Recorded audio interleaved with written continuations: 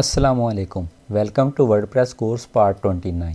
आज के इस वीडियो में हम लोग ये जो एडवांस टैब के अंदर मोशन इफेक्ट्स वाला ऑप्शन है इसको एक्सप्लोर करेंगे और हेडिंग एलिमेंट से रिलेटेड एक दो इंपॉर्टेंट चीज़ें स्किप हो गई थी उनको भी हम लोग इस वीडियो में कवर करेंगे। तो चलिए इस वीडियो को वहीं से स्टार्ट करते हैं जहाँ पर हम लोगों ने लास्ट वीडियो को एंड किया था।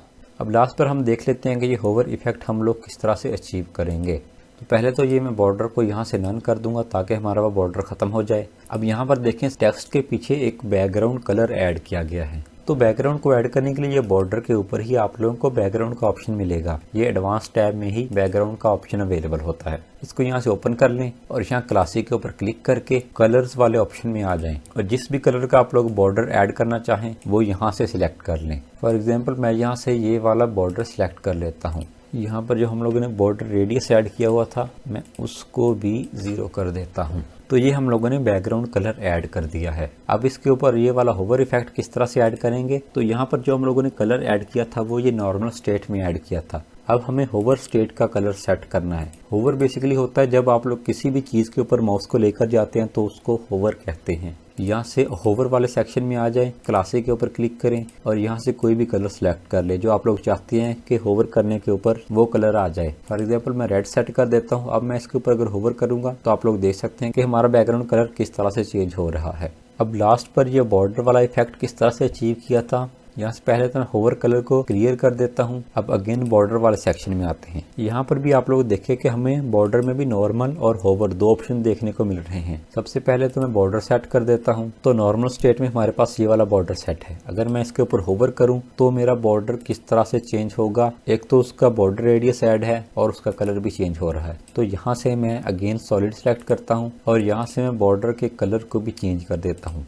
ये चीज़ माइंड में रखिएगा कि ये जो हम लोग सेटिंग कर रहे हैं ये होवर वाले सेक्शन के अंदर कर रहे हैं। अभी अगर मैं होवर करता हूं तो सिर्फ उसका कलर चेंज हो रहा है। अगर मैं यहाँ से बॉर्डर रेडियस भी सेट कर दूंगा तो होवर करने के ऊपर कलर के साथ साथ बॉर्डर रेडियस भी चेंज होगा। तो ये बेसिकली नॉर्मल और होवर दो किस्म की सेटिंग होती हैं। ये आप लोगों के बहुत ही काम आएंगी। इसको हम लोग दोबारा भी सीखेंगे जब मैं बटन एलिमेंट के बारे में वीडियो बनाऊंगा। अच्छा, एक और बहुत ही इंपॉर्टेंट चीज़ मैं आप लोगों को बताना भूल गया कि अगर आप लोग अपनी हेडिंग को 2 लाइन में लिखना चाहते हैं तो वो किस तरह से करेंगे। यहाँ अगर मैं अपनी हेडिंग के ऊपर क्लिक करता हूँ और यहाँ से टाइटल वाले ऑप्शन में आकर यहाँ पर माउस को लाकर एंटर प्रेस करता हूँ तो यहाँ पर तो बेसिकली मैंने टेक्स्ट को 2 लाइन्स में कर दिया है। लेकिन अगर आप लोग अपनी प्रीव्यू में देखें तो वो टेक्स्ट अभी भी एक ही लाइन में आ रहा है। तो इससे कोई फर्क नहीं पड़ता कि यहाँ से आप लोग अपने टेक्स्ट को कितनी लाइन्स में ऐड करते हैं या उनके दरमियान कितनी स्पेसिंग देते जाएं, वो टेक्स्ट एक ही लाइन के अंदर रहेगा। तो अगर आप लोग इस टेक्स्ट को 2 लाइन्स में लिखना चाहते हैं तो उसके लिए आप लोगों को एक छोटा सा टैग यूज करना पड़ेगा।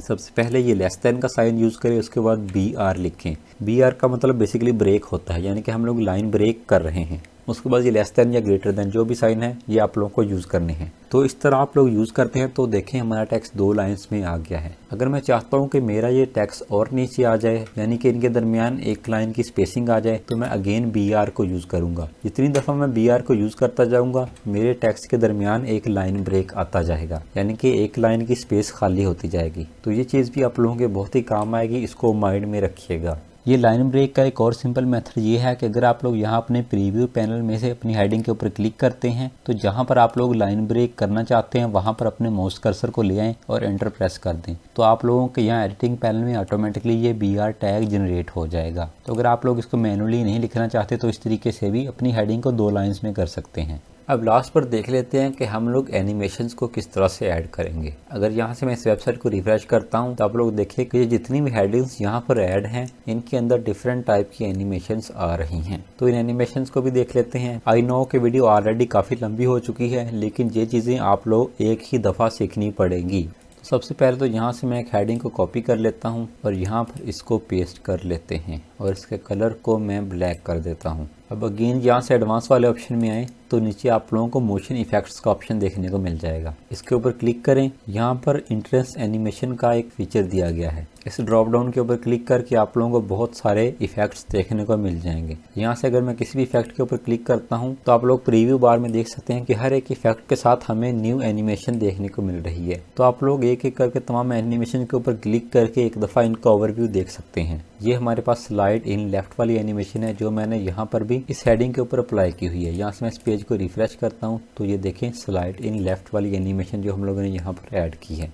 यहाँ से आप लोग इसको फास्ट कर सकते हैं या आप लोग नॉर्मल या स्लो स्पीड में जैसे आप लोग चाहें इसको यूज़ कर सकते हैं। और लास्ट पर हमारे पास ये डिले वाला ऑप्शन है। यहाँ पर आप लोग टाइम सेट कर सकते हैं कि कितनी देर के बाद आप लोगों की ये एनिमेशन प्ले हो। एनिमेशन बेसिकली प्ले एक दफ़ा ही होगी, लेकिन उससे पहले जो पास आएगा कि कितने टाइम के बाद ये एनिमेशन आप लोगों की स्क्रीन के ऊपर आए, वो टाइम आप लोग यहाँ पर सेट करेंगे और ये टाइम माइक्रो सेकेंड में होगा। अगर आप लोग यहाँ पर 1000 टाइप करेंगे तो ये 1 सेकंड बनता है। फॉर एग्जांपल यहाँ पर मैं 2000 टाइप करता हूँ, इसको अपडेट करता हूँ। यहाँ पर अगर मैं आता हूँ तो आप लोग देखें कि हमारी ये एनिमेशन 2 सेकंड के बाद आई है। अगेन मैं पेज को रिफ्रेश करूँगा, 2 सेकंड के बाद हमारी ये एनिमेशन इस तरह से आ जाएगी।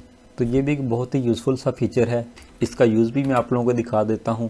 आप लोगों ने अक्सर देखा होगा कि जब भी किसी वेबसाइट का आप लोग होम पेज ओपन करते हैं तो आप लोगों को इस तरह से डिफरेंट एनिमेशन देखने को मिलती हैं। यहाँ पर आप लोग देखिए कि हमें टेक्स्ट में, बटन में और जितनी भी इमेजेस ऐड हैं सब में आप लोगों को एनिमेशंस ऐड की हुई नजर आएंगी। मैं अगेन इसको रिफ्रेश करता हूँ तो इस तरह से इन एनिमेशंस को यूज़ करके आप लोग खूबसूरत डिज़ाइंस बना सकते हैं। अब इस वीडियो में मैंने जैसे आप लोगों को हेडिंग एलिमेंट के बारे में ही नहीं बताया, बल्कि एडवांस में ये मोशन इफेक्ट, बॉर्डर और ये बैकग्राउंड वाला ऑप्शन भी क्लियर कर दिया है। इसी तरह से नेक्स्ट जब हम लोग कोई और एलिमेंट यूज़ करेंगे तो उसमें और 2-3 ऑप्शंस कवर कर लेंगे और इंशाल्लाह नेक्स्ट 4-5 वीडियोस में आप लोगों को ये सारे ऑप्शंस अच्छे से क्लियर हो जाएंगे।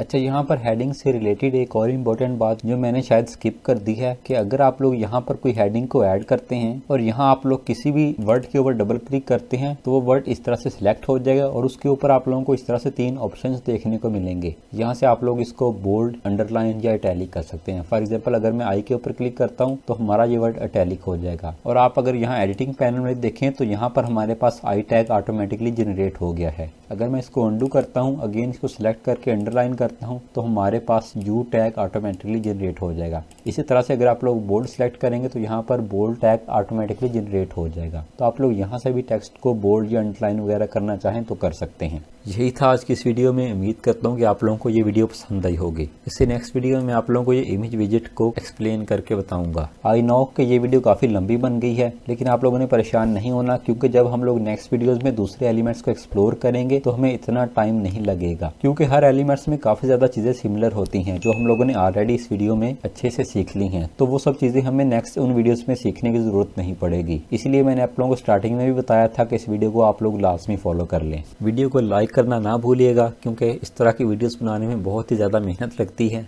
मिलते हैं नेक्स्ट वीडियो में। अल्लाह हाफिज़।